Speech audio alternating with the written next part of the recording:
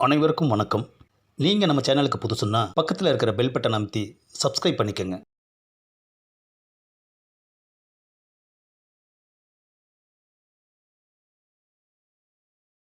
திரைப்பட கல்லூரியில் ஓராண்டு பயிற்சிக்கு பின் சினிமா வாய்ப்பு தேடி புகைப்படங்களை எடுத்துக்கொண்டு சைக்கிளில் சென்னையில் உள்ள சினிமா கம்பெனிகளுக்கு 2 வருடங்கள் அலைந்து திரிந்து வாய்ப்பு எதுவும் கிடைக்காமல் அப்பல்லோ மருத்துவமனையில் வேலைக்கு சேர்ந்த பின் இவரை தேடி வாய்ப்பு வந்திருக்கிறது. அவர்தான் தலைவாசல் விஜய். வாழ்க்கை துணை மாத இதழுக்காக அவர் அளித்த நேர்காணலிலிருந்து உங்களுக்காக. சினிமாவில் நடிக்க வேண்டும் என்ற ஆர்வத்தில்தான் ஃபிலிம் இன்ஸ்டிடியூட்டில் பயிற்சி பெற்றேன். வாய்ப்பு கிடைக்காமல் போகவே நாட்களை வீணாக்க விரும்பாமல் ஜிம்னாஸ்டிக் தெரிந்திருந்ததால் டான்சர் சந்திரலேகாவின் நடனக்குழுவில் சேர்ந்து விட்டேன். அதன் பிறகு அப்பல்லோவில் சேர்ந்தேன். 4 வருடங்களுக்கு பிறகு 91இல் நீலா மாலா தொடரில் நடிக்கும் வாய்ப்பு வந்தது. ஆரம்பத்தில் வேண்டாம் என்று தவிர்த்தேன். நானாக முயற்சி செய்தபோது எந்த வாய்ப்பும் கிடைக்கவில்லை. இருக்கும் வேலையை விட்டுவிட்டு நடிக்கப் போய்விட்டால் உள்ள வேலையும் போய்விடும் என்று பயந்தேன். பின்னர் மேலதிகாரிகளுடன் பேசி பார்த்தேன். லாஸ் ஆஃப் பேயில் 2 வருடம் செல்லுங்கள், தொடர்ந்து வாய்ப்பு கிடைக்காவிட்டால் வேலைக்கு திரும்ப வாருங்கள், அதற்கு பின்பும் போனால் மீண்டும் வேலையில் சேர முடியாது என்று கூறினார்கள். அந்த வாய்ப்பை பயன்படுத்தி நீலா மாலா தொடரில் நடித்தேன். நல்ல பெயர் கிடைத்தது. தொடர்ந்து தலைவாசல் படத்திலும் நடித்தேன். தொடர்ச்சியாக வாய்ப்பு கிடைத்தது. இன்று வரை நடித்து கொண்டிருக்கிறேன். முதலில் நான் நடித்த படம் ஜெயபாரதியின் இயக்கத்தில் NFTC தயாரித்த உச்சிவெயில் படம் ஆகும். ஆடியன்ஸிற்கு என்னை அடையாளம் காட்டியது நீலா மாலா தொடரும் தலைவாசல் படமும் தான். நான் சினிமாவில் அறிமுகமான சமயத்தில் விஜய், விஜயகுமார், விஜய் ஆனந்த், விஜயன் இப்படி நிறைய பெயர்கள் இருந்தது. அதனால் தேவர் மகன் படத்தில் என் பெயரை தலைவாசல் விஜய் என்று கமலஹாசன் அவர்கள் டைட்டிலில் பெயர் போட அதுவே நிரந்தரமாகிவிட்டது.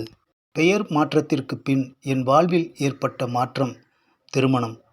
4 படங்கள் நடித்த பின்புதான் திருமணம் செய்து கொண்டேன்.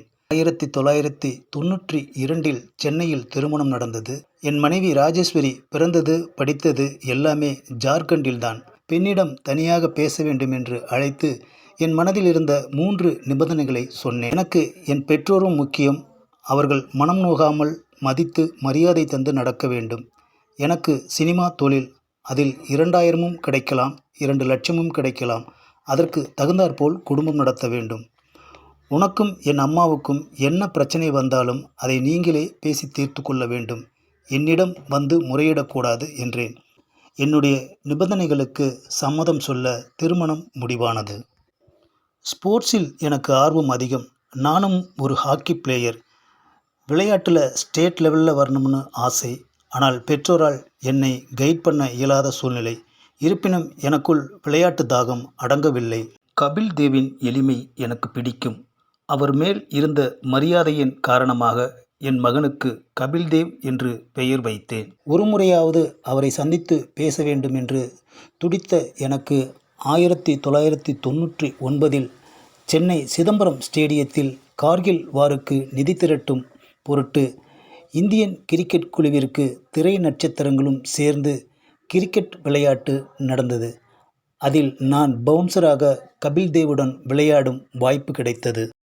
1987 ஜூலை 14 அன்று சந்திரலேகாவின் ஆங்கிகம் நடனக்குழுவுடன் சேர்ந்து மாஸ்கோவில் நடைபெற்ற ஃபெஸ்டிவல் ஆஃப் இந்தியன் எனும் நிகழ்ச்சியில் கலந்து கொண்டேன். இந்நிகழ்ச்சி ரஷ்ய ஜனாதிபதி கோர்பச்சேவ், அவர் மனைவி ரைனா கோர்பச்சேவ், சோனியா காந்தி, ராஜீவ் காந்தி ஆகிய 4வருக்காக ஏற்பாடு செய்யப்பட்டு அவர்கள் முன் பெர்ஃபார்ம் பண்ணினோம். உலக அளவில் முதலாக மாஸ்கோவில் உள்ள கிரெம்ளின் எனுமிடத்தில் இந்நிகழ்ச்சி நடந்தது.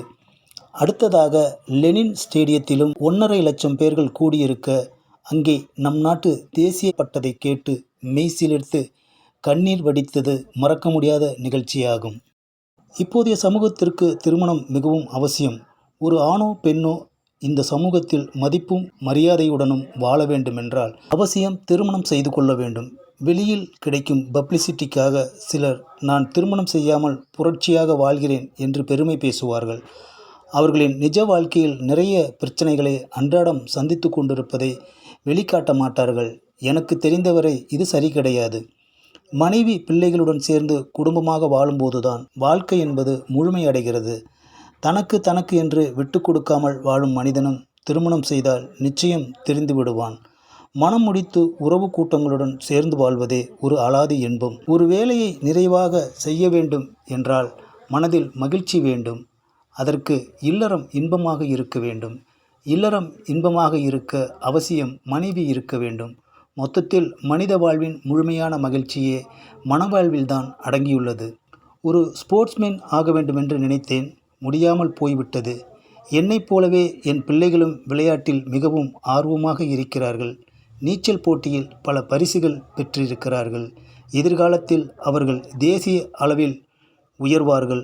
அதற்கு நான் முழு ஒத்துழைப்பும் ஊக்கமும் கொடுப்பேன்.